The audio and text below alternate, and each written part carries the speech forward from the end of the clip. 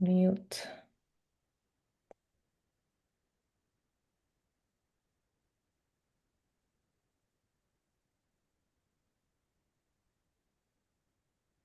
Okay, I think we are live.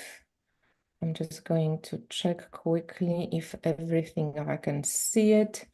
This is muted, all right. So I'm going to just refresh my phone. Hello, I'm not sure if anybody's here. If anybody's here, please let us know in the comments if you can hear us and see us. That would be lovely. And we give people 2 minutes to catch up with us because there's always a delay on YouTube when we go live. Let me just try again. Okay, we are live. Good. All right. So I'm going to introduce you, Carey. So I'm actually really excited to have you on. And as I mentioned just before we walked in live, I like it's a little bit of the left field for me, just because mostly I introduce artists or tarot creators and things, and I mean things, people that are creators within the tarot and astrology community. But my series is called Inspired Tarot Map, and I did have a couple of different branching out. And this year, I really want to feel inspired, and I'm searching for people who touch me in this inspiration way. And I found out about you during one of the telesummits. You were one of the guest speakers. And for some reason, you did touch me. There was this like beauty in the simplicity and the way you explained things. So for people who haven't heard about you, I don't know, I didn't hear about you before, but when I heard about you, you're pretty big. So thank you so much for coming to my Inspired Tarot Map. But Carey Davidson is a world-renowned speaker. You're a coach, you're a published author, you wrote a book called Five Archetypes, and discovering your this is fire. Where is my little note? Five Archetypes, discovering your true nature, right? That's the book, which was really interesting because I just told you one of my friends showed 2 days ago her pile of books and your book was there. And I'm like, hey, I'm interviewing Carey. Oh my God. So welcome so much, Carey, to Inspire Tarot Map. Thank you for just, sharing your time with us. I really appreciate it. And can you just tell us, Carey, what excites you right now about life? We live in crazy times, but if you were to find some excitement, what excites you about life? Yeah. Well, a woman is not really supposed to say how old she is, but I'm going to break that rule. I recently turned 50, actually 2 years ago. And and when I turned 50, something happened. I all of a sudden, I cared less magically about what other people thought or what was, about other people's opinions, um, about social norms. I don't know. I just felt like there was a sense of internal power shifting in me, happening to me. And it forced me to kind of make friends with quiet, make friends with not knowing, and not obsessing or worrying if I didn't know what was going to happen, or what someone might think of me, or whether they liked what I wrote or did. And so now, 2 years into that kind of cycling through me, what I'm most excited about is that it has created a new way of being excited about the world and about life. And the way it looks is I have no idea what's going to happen today or in any interview, in any conversation with any client. But what happens as a result of that is deep excitement and curiosity, and rather than dread, which is kind of a place where I would easily go. And so now I'm really excited about living from that space and experiencing every bit of my life from that vantage point. So that's kind of what I'm excited Yeah. about. That's beautiful. Do you, can I ask a personal question? Sure. Is it connected for you also with going through the menopausal process? Because, that's also for women. Like I'm nearing 50, like I'm 49 this year at the end of the year. And I like, I'm kind of looking forward to it, but yeah, I always look up to women who either are going through menopause or have just, gone there. And I think it's continued over a couple of good years. So do you think that also plays a part in this kind of befriending the quiet? Yeah, I think so. And this reminds me, I recently saw a documentary about Ani DeFranco, and she's this larger than life, um, amazing folk rock legend. And she said that at one point there was a person who said to her, asked her a question about women becoming invisible at a certain age in life. And she's like, what, invisible as a sex symbol to other people? Amazing. Like, I don't need to be your sex symbol, And so like not identifying necessarily with that lusciousness to, as a sex symbol feels so amazing too. So absolutely yes. It feels like there's another kind of power that you're able to really sink into and leverage that feels so good. Yeah. Yeah. Yeah, that's interesting. I think this is a very empowering like transition or rite of passage for women. And yeah, I'm here also to empower this and like remind us because like, a lot of women just don't think about it like that. But I Mhm. think there is something like empowering and special and beautiful that we can take out of it. So yes, thank you for sharing this. Yeah. Right. So your core of your work is, we can say that this is the five archetypes method or system. Can I call it like this? Yeah. Yeah. And so, can you introduce our listeners? So, again, I don't know how many people know about it. Can you introduce people to what it is and what it's based on? Because when I see five archetypes and your elemental, I took an elemental quiz with you. I had a little trial session with you. I think this is like amazing. And even though I knew about five elements before, like you kind of managed to like put it out in a way that it's available for like a regular 21st century person living and doing normal stuff. So please introduce my listeners to this. Thank you. Yeah, sure. So the five archetypes is a change management system. It's a system for how to move from either feeling like, acting like, talking like, engaging like a certain way that's not serving you, that doesn't feel good anymore, that you feel stuck in a rut. Um, Understanding how it got that way, rewiring your behaviors from the foundation, from the motivation standpoint, and changing effectively and sustainably into a higher functioning space. So it can be as simple as my son won't get his shoes on time to get out the door, and so I'm late to work. How do I change that?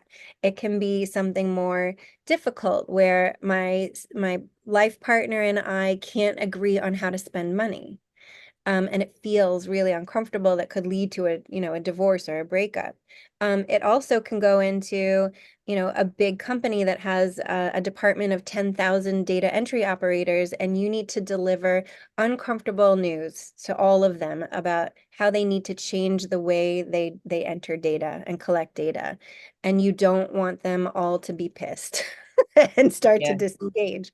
So it's anything moving anything from one state to a much higher functioning state with speed and actual fun. And it's based in a couple of things. It's a combination of ancient Chinese medicine philosophy, these five elements of adaptive ability. So we all have all of these 5 adaptive styles in us. We tend to overvalue some and undervalue others. And when we face any challenge without being balanced and having access to all 5, we actually catalyze the exact situation we're most afraid of happening. And the more we over rely on one and under rely on others, we create this hidden dynamic that creates exponential pain and suffering for ourselves and everyone else involved. Um, and so that's kind of the system of how we reveal and understand the dynamics. And the application of change includes more modern science like growth mindset, epigenetics, neuroplasticity. I combine in a little of intuitive work and Ayurvedic practices and modern day, psychology practices as well. Well, how did you arrive at it? Like, how did it all come together? Because, obviously you knew all the other techniques, but you sat one day and you go, oh yeah, you know. Yeah, I was eating ice cream. What now? Um, how did it happen? I have constantly been a student of trying to understand why people can't get it right. I, you know, I was in relationships where I'm like, why are we so crunchy? Why can't we just get along? Or, parent-child relationship. Why are relationships so hard? I was the head of HR at a big university in New York for a number of years, and I'm wondering why are we so dysfunctional as humans? And I tried to find all these, there were lots of off-the-shelf gold standard systems for teaching people to get along better, to communicate, to build trust. Nothing worked. Maybe it was Mm. inspiring for a second while you're in the classroom, but as soon as your husband leaves the socks on the floor, you come to work the next day pissed. And so I was like, nothing works. So I started to study Eastern medicine practices, for looking for self-awareness, self-regulation practices that actually created change, made people stop their dysfunctional behaviors sustainably. And when I found the 5 elements in Chinese medicine, it became fascinating to me. And a dear friend of mine is a pediatrician who uses this system to help families thrive. And we created a nonprofit together to teach this system to children, educators, and families around the world. And in creating that nonprofit, it became really sticky in my head. And I'm like, oof, this could really work in companies where I came from, this HR space. And I started teaching it in companies, and then individuals started coming to me, and then the book came, and here we are. Yeah, wow. Wow. Okay, so could you give us like a little example of maybe like, oh, I don't know, what do you think it's better? Because I thought maybe you could say like a couple of sentences about each element, but then maybe give us an example of like how does it work? Like what do you mean? Because I think for people who don't know about it, that might be still a little bit like they don't know what we're talking about. So, Yeah. and it's really simple, it's really good. Yeah, sure.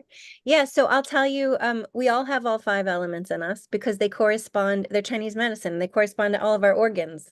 None of us exists with just one organ. We all need all of them. Yeah. So our elements, we have them all. They correspond to our organ systems, emotions, preferences, how we relate to other people and other things, our spiritual relationships, how we know what our purpose is. Like as soon as you take the assessment, I could tell you what your purpose is. Like how to fulfill it in your lifetime rather than all the, forever and ever wondering what's my purpose.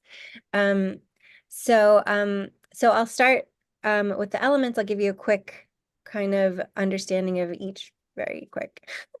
Um, the fire in us is our ability to connect, to make eye contact, to have intimacy and romance and touch and inspire others to feel joy.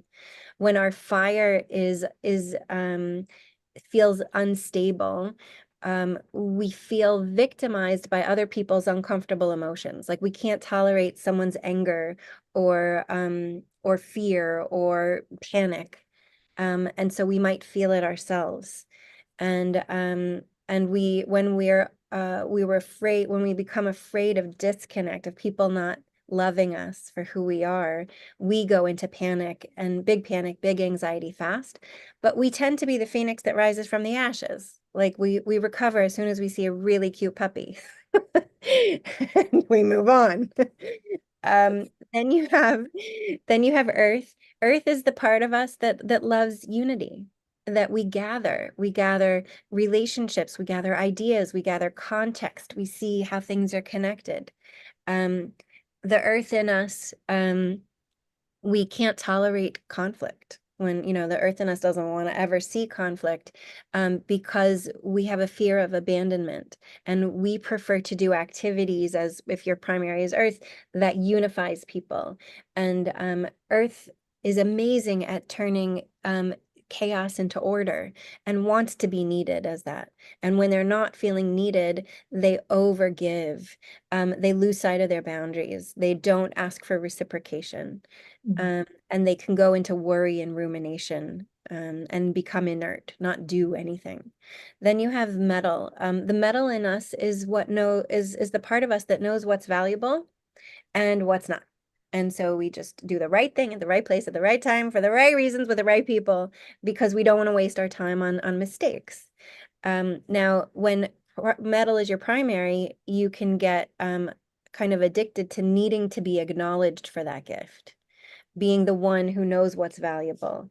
And when you're not acknowledged, when metal feels unstable, the metal primary person can start to over-focus on the details, over-focus on the past, lose sight of the future, become very rigid in thinking, and over-focus on what's wrong rather than what's right.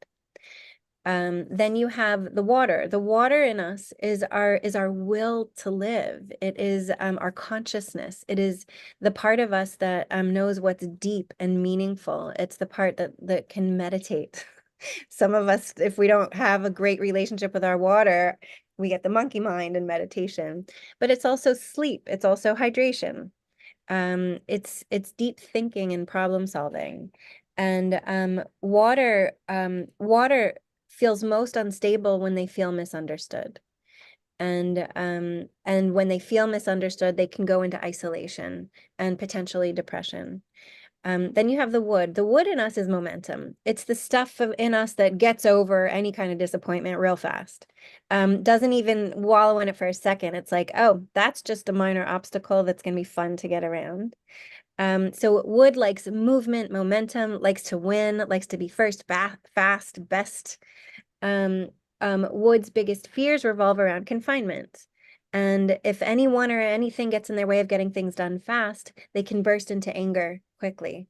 But just for the purpose of moving things out of my way. And then everything's out of my way, I'm fine. But they can lose sight of empathy, that how did everyone feel about that burst of anger? So those are kind of the five.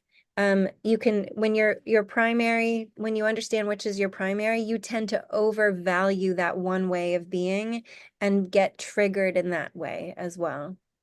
Yeah, so for people to find out about their primary element, they can go to your website. I'm going to link everything below after the interview. They can go to your website, but it's careydavidson.com, right? Yeah. Um, yeah, they can go to your website and do a quiz. And then based on the quiz, they get like assessment of what's their primary element. But when I did it and we talked, you also said that, like, of course, we have all the elements in us. But the primary usually is the one that kind of can be just the strongest instinctive one that comes forth, you'd say? Yeah, Or it's the one that trips you up. It's the one that you're gonna get stuck. It's the one that on the one hand, it's what you're good at, but really, when I work with people to solve problems, what we look at the primary, because the primary makes you think that you're doing things the way you should to solve problems, but it's really the very thing that is perpetuating the problem and needs to adjust and become centered. But what's so cool about knowing your primary is that you know exactly the work you need to do every time you feel uncomfortable. It's like, oh, I need to balance that out. So with like a personality system, it labels you as a thing and then sticks you there. And that's your way. But with five archetypes, it gives you access to what your highest is, but doesn't stick you there. It's like this great information tells you what you need to change and Yeah. what you need to do. So, Carey, like, Mhm. do you base also that how to change it on that support wheel from Chinese medicine of like which element supports which one and which one weakens which one? Does it play in? Yeah, so to problem solve, we take the context of the very specific problem. So, if someone was telling me that I tell my staff exactly what to do to fill out this particular form, and all the forms always come back wrong. Like that's specific. I need to know exactly what's wrong. So understanding the context of the problem, understanding the nature of the person, which is their five element scores, and then the behavior they want to go to. Like, what do you want to be happening? And in that space, I'm able to take someone's assessment results and use them to customize a very simple, very quick way to change from A to B, that is the most compassionate to the way that person learns and grows. And if it's in relationship to another person or a whole team, it's with compassion to how they learn and grow too. So everyone feels dignified and seen and valued, and they want to change rather than feeling like, oh, I'm the bad person. They're finger pointing at me. So yeah. Okay, so can you give us an example? I don't know, we can use me as an example, or if you have any example. I'm my primary is fire, and like when I spoke to you, we were talking. Oh, you can say about fire personality, maybe what are the strong points and what are the weak points, and um, let's say, yeah, we were talking about developing a business, right? So, like, what would you suggest a fire personality do better to like have a sustained or sustainable business? Yeah. So are you comfortable if I share, like, because I have your assessment results in front of me and Yeah, we can share it. Yeah, sure. if I start saying things you don't want me to say, just go like, stop. All too late now. Oh my Guys, be gentle with me there. Oh my gosh. Okay, so starting a business.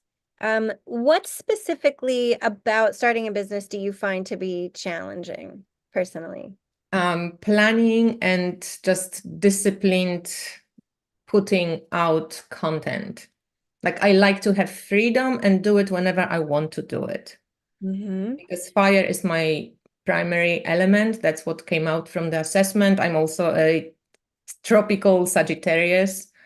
Yeah. So, but I'm developing scorpionic nature. So going deeper and slower and a little bit more, so from astrology point of view, I also can see how, you can get stuck in your element, just what you said about the five archetypes.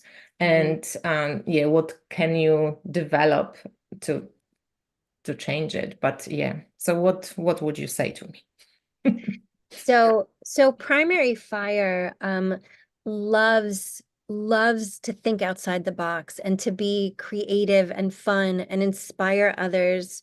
Um, and when fire is in their element, pun intended, they produce business or their purpose through the earth energy, because it comes right after. And what that looks like is teaching. You inspire others by teaching them ways to elevate their life, by empathizing with their particular pain and giving them something that can help them feel better about themselves and their lives. And so it seems to me that that's what you do. And the problem with fire, and your two lowest elements are metal and water. And the problem with fire is that we can get addicted to what's fun, and we can get addicted to needing variety in order to feel gratified in life. And so a business requires really that we do all five elements in balance. So each element corresponds to business behaviors. Wood is a plan. Wood is momentum, even when we're faced with disappointment, when people don't show up, when people aren't buying our products, whatever it is, it's moving no matter what. Um, fire is connecting with our audience, is eye contact. It's making relationships. It's helping people feel inspired by what we have to offer. Earth are needs.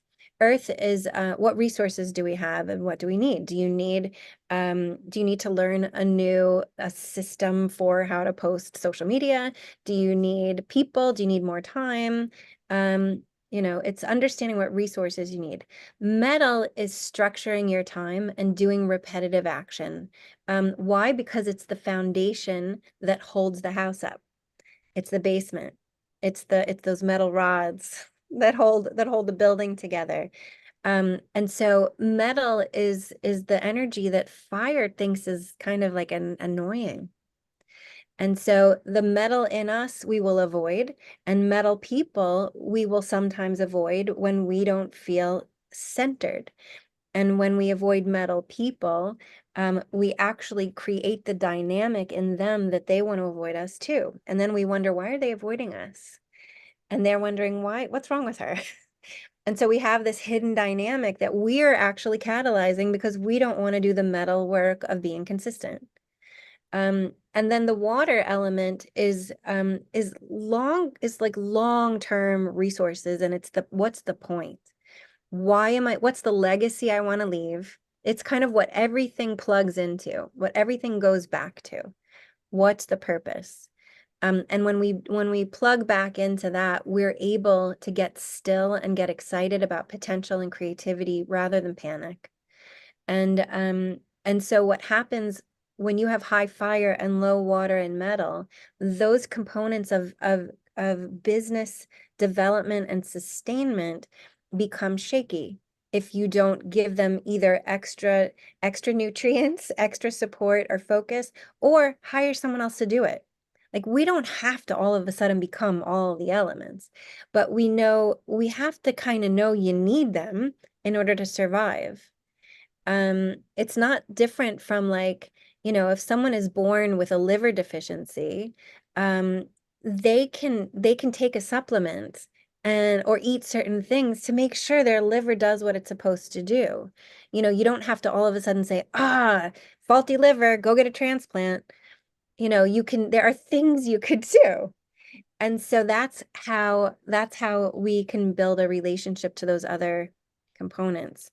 So the things to look out for are when you start to get bored, when you start to wish you were having more fun, when you start to feel like you need too much variety, when you're avoiding repetitive, like accounting or creating a chart or, any kind of structure.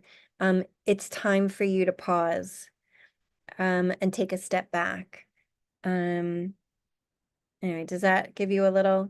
I mean, that's kind of general. Yeah, but it was really interesting when we talked before, when you mentioned the water element and how I can strengthen the water element. And I really loved that idea that you suggested of me, rather than thinking, oh my God, like I have no work, or what can I do? Or like, I need to earn money this month, like go into that water and strengthen the water through like strengthening my metal first, I think calming down my mind. And then you suggested that I like imagine whatever offering I put out will evoke in people, how they will feel inspired by it, or how it will help them. And you put my mind to what people will be receiving from me. That really inspired me, and that like made me want to do the things that maybe I was kind of not so excited to do because of the fear, panic, or whatever we go into when you like work as a freelancer, basically. So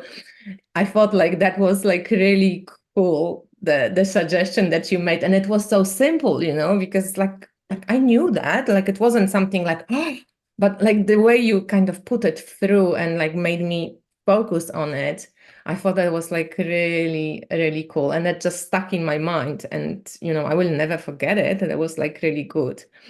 Yeah. So, how do you think that using the method itself has changed you and your life? Like, I don't know if more personally or professionally, whatever you prefer to share. Yeah. Gosh, so personally, my relationships are exponentially improved.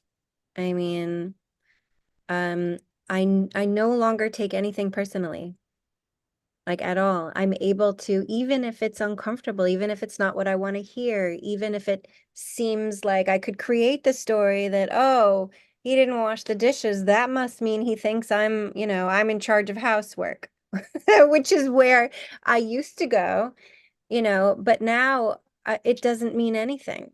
It's not, it's just a thing. It's an object in my awareness that I can choose if I'd rather not wash dishes and I'd rather someone else do it, I can say that. And it doesn't mean anything, and I don't have to create this whole story. And it is so liberating. Because I no longer carry anything after the moment. The moment is I see the information, I either talk about it or I take care of it and I move on. And it's so freeing. I've also begun to notice, this is a new one. I've also been able to start noticing the subtle clues of people not telling the truth. And it's fascinating because fire people, we're gullible. We believe everything, the good and the bad, in the moment. We don't wait. Why? Because we crave connection. And if we get addicted to it. And if someone loves us, I don't want to do or say anything that could create disconnect, which is the very most fearful thing fire has. But letting that fear go, I'm able to stay present and notice. I'm like, oh my God, I know what they're doing. That's manipulation. Yeah, yeah. Wow. I mean, that's been super fascinating. Um, and then in the business world, I see things so quickly, that I can see why systems aren't working, why what they're doing isn't going to work, or why people are stuck, not trusting each other. And within a couple of minutes, I can kind of identify it, depersonalize it, shift it, and give them how to do it better. So there's no journey, there's no process, there's no, I'm on the path. No. It's like, how long do you want to be on your path? You tell me. And then you could go be on your path. Go ahead. But you don't need a path. It's just like my fire is overwhelmed. I'm seeing it in a skewed way. I need to pull in my water, like you said, re-envision. Okay, what's my purpose? Who am I going to inspire like this? Now I can fuel my plan and calm my fire and just move it forward. So, I don't know. That's kind of how my life has So, changed. like, just to go a little bit deeper with this, so how do you kind of go, like, is it an unconscious process now for you, or do you kind of consciously go, okay, I need some more water right now? Like, how does it work in your head? Like, if you can, I don't know, give us an Yeah. example of something from your Yeah. recent life, how you kind of went from, this, how you could have reacted and how you actually did react, based on, yeah, what you Yeah. experienced now. So I'm working with one company that has a very complex problem with someone who stole something. And they are having me help rebuild trust. And I have to talk to people one-on-one to help them as part of the thing. And so because I'm fire, I know every day I remind myself, like consciously, I'm aware that I crave eye contact, smiles, celebration. Like, oh, I love your earrings. And then you've got me. Like, I'm not gonna pay attention to anything because I'm so happy you like my earring. I'm at risk for that. I understand that. Yeah. Yeah. So I know I consciously remind myself, I'm like, that's just your fire. that has zero to do with truth. And if I get addicted to that, I am putting myself and my new client at risk for me not for them not getting what they need out of me, because then all of a sudden I'm no longer in the center part of my being where I'm able to really see everything clearly. Now I'm skewed and I'm limited in my vision because I'm only attracted to a certain type of information. So my process is starting my day, reminding myself where I am, who I'm talking to, that my fire has the potential to make me do, talk too fast, which I might be doing now, smile too much, laugh at inappropriate times, um, think I need to respond to everything someone asks, right? All these things, I'm like, okay, okay, okay, let me be aware of that. Let me like breathe that in, get clear and grounded, and then go into the meeting.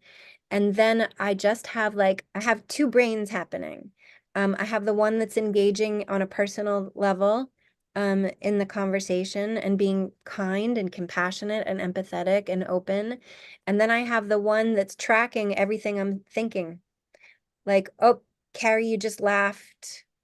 Like, okay, that's okay, but not too much more of that. Oh, Carey, you reacted with a big reaction to that. That was a little bit destabilizing. Like, sit still for a couple of minutes before you have another big reaction.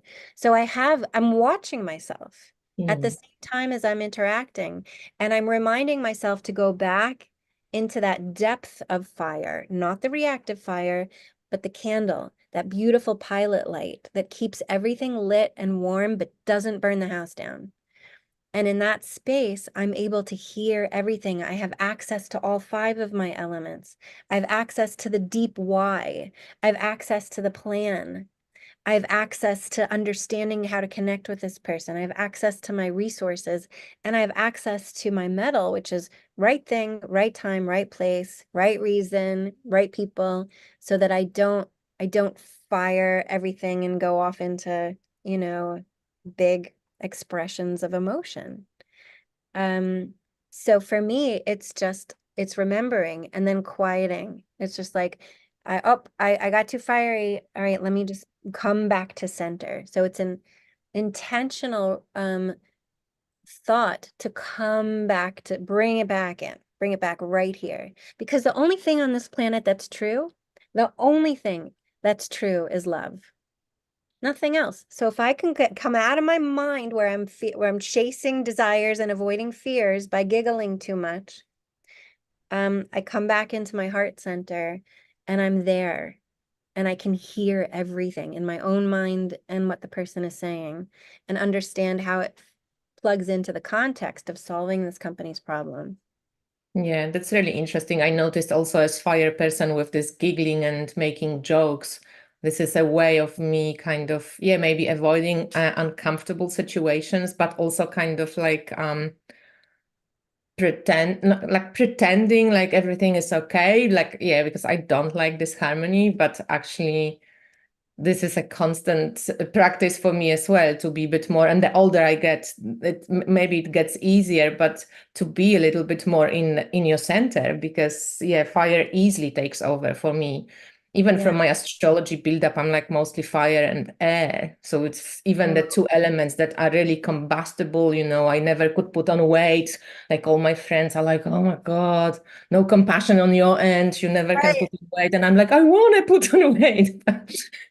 So it's interesting with all this elemental buildup. I think it's really strong and powerful method to like know yourself well, even though it seems sometimes so like superficial or like easy, like too simple. When Yeah. people just go like, that's it, five elements, and that's it. Yeah, it is that's why I started with kids, 6-year-olds. It is so simple. They learn in a half an hour enough to know themselves, regulate themselves, and empathize with other kids and depersonalize everything that happens. The biggest thing we do to ourselves to mess up relationships is ever take anything personally. Ever. That's like the demise. And once we do, we create, the conditions for a combustible relationship. Because each element naturally has a trigger, and it's the other ones. So, but those triggers are not there because we're not supposed to get along. The triggers are supposed to light us up to feel a little bit uncomfortable so that we reminded, I still have a muscle to build. Oof, I have to make more friends with the metal in me or the water in me. Um, but yeah, I mean, the reason why fire does that thing to over smile and over laugh is because fire at its depth can't tolerate other people's uncomfortable emotions. So they learn at an early age to manipulate everyone's joy around them. So if I come in with a big smile, you have a better chance of not having an uncomfortable emotion around me. So I can control that by me laughing, giggling, smiling, bringing joy. And that's why fire is prone to burnout, because it's exhausting to manage everyone else's happiness in a room. Yeah, as if it was our job. I mean, by Right, choice it is, obviously, but we right. really don't have to. Yeah, it's an interesting one for sure. Yeah. And yeah, I think it's really fascinating for people to think about their primary element. And by this, I want to also ask about the book. So you wrote the book about the 5 archetypes, discover your true nature. Like, what can people expect from like getting the book and buying the book? Is this just like this element is this? Like, what's in the book? Just briefly. Yeah. Well, it's a plan, it's a roadmap. It first explains what is this method? And then you have a written assessment in the book, or you can take the one online.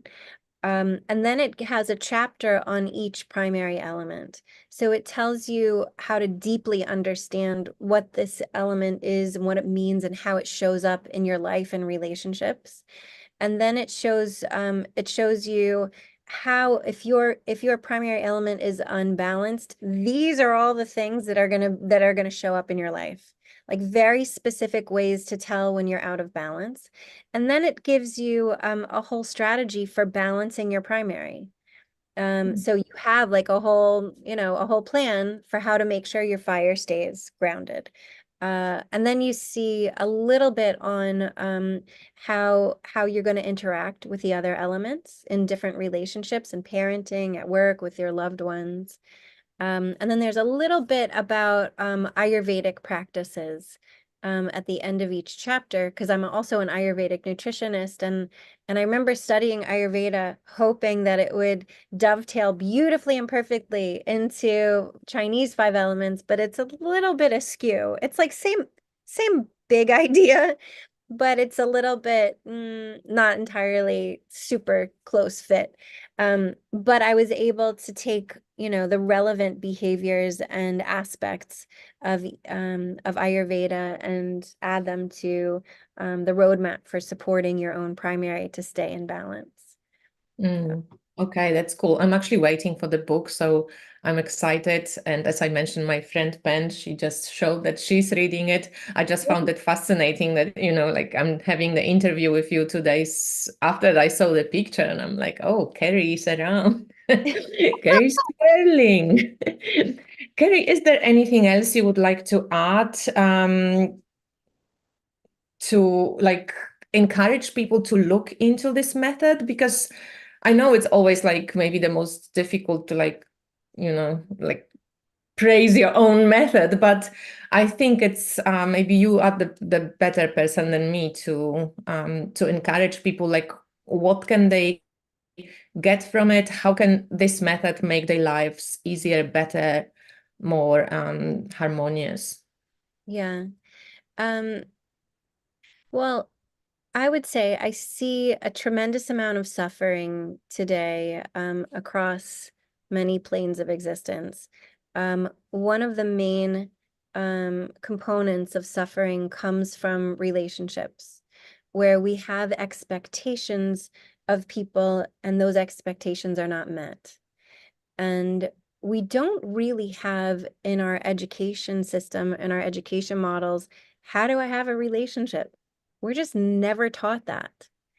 And the only outlets, we have revolve around the psychology perspective where we go and we sit and we talk about our problems.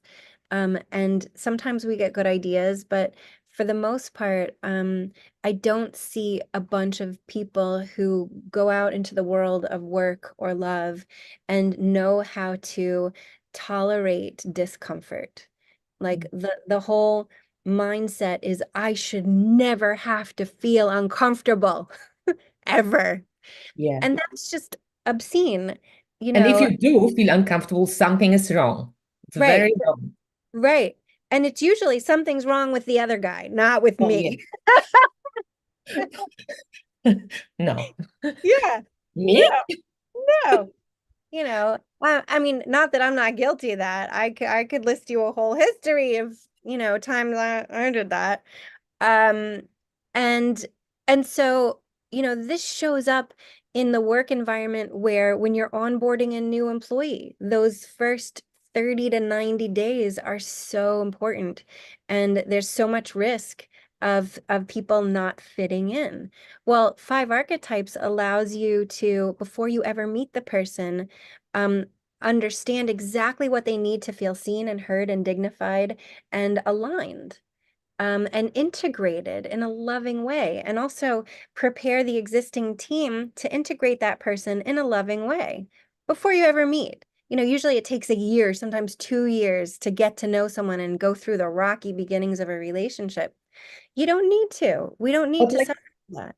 but how do you do it when, like, your kind of build up? You have to be really good observer to know, like, what's the other person's strong element is and what's weak. Like, do you just base this on knowing yourself, basically, that you don't react, and then, like, or do you observe the other person, kind of try to figure out what the elemental buildup is? Like, No. how does it work? So this kind of two different scenarios. With companies where I work, they bring me in and everyone takes the assessment, Okay. even the new hire. So I'm able to give them very specific um, support in how to understand themselves, how to hear those thoughts that are going to come in that are dysregulated or taking things personally, specifically what to do to shift it in the moment. These things, you don't have to take time out of your day to do it.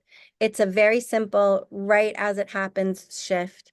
Um, and then teaching them how to recognize how they're going to feel triggered with other people in the room. And so everyone knows this about everyone, and they're given very high conscious, growth-minded, empathetic, specific things to say to each other as they engage that catalyzes a growth mindset in the whole room so that everyone trusts everyone, communication is open.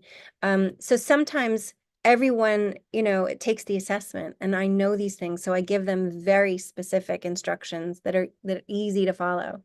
And then there's this scenario when I'm working one-on-one with someone and I'm not involved with all the people in their environment.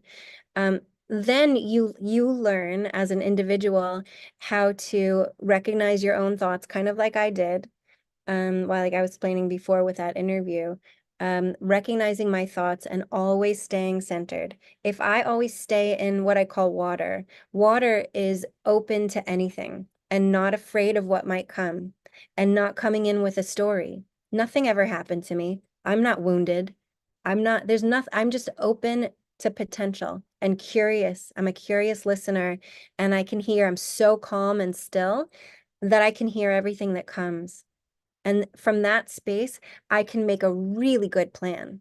I'm not filtering out the things that are uncomfortable or avoiding it. So I teach people when I work one-on-one exactly how to do that in no matter what situation you're in. So it's like if you don't know someone's assessment results, you go into water. You get open and still and clear. And then you feel it. It sounds very, spiritual, in a sense of, like, when you practice meditation, that's basically where you come to, like in to this moment and being with what is, right? Like you're not trying to make any stories, you're not going into the stories of your thoughts, like your thoughts are there, you just see them and understand that they thoughts they will probably pass. So it's interesting how I love how it's very deep and very simple at the same time, and how it actually connects so many different levels of understanding of the human psyche. So thank you so much for sharing, Carey. We see an hour is gone, nearly an hour, because I think I was on Zoom a little bit earlier. But if is there anything else you would like to say, and maybe where people can find you? I will link it below, but maybe you can also say how to get in touch with you if there's any people who maybe have business issues or personal stuff. How can they get in touch with you? Yeah. So you can email me, Carey at careydavidson.com.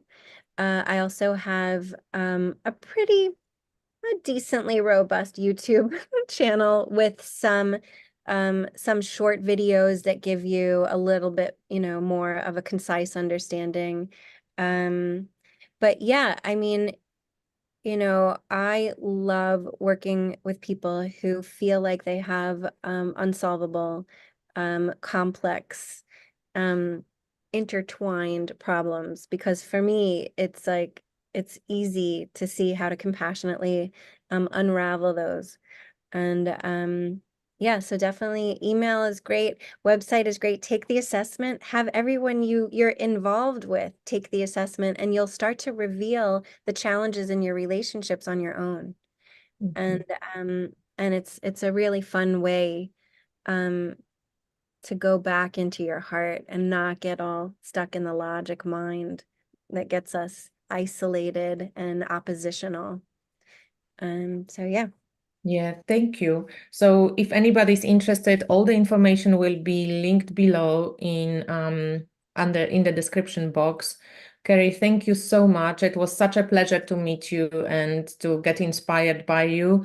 I'm waiting for the book. I'm really curious about like just reading it, and I'm going to check my husband, have him take the assessment. So it will be interesting to see. And yeah, I'm looking forward to practicing this and checking it out in my life. Not so much maybe with groups of people, but like one-on-one in relationships, because you also say that that works really well for like love relationships and any type of relationships. Yeah. Yeah, it's wonderful. It's really elevated all my personal relationships too. It's Yeah, great. Thank you so much. Thank you everyone who's watching and has been watching, and to all of those who will be rewatching. Thank you so much, Carey. I'm going to switch off the YouTube.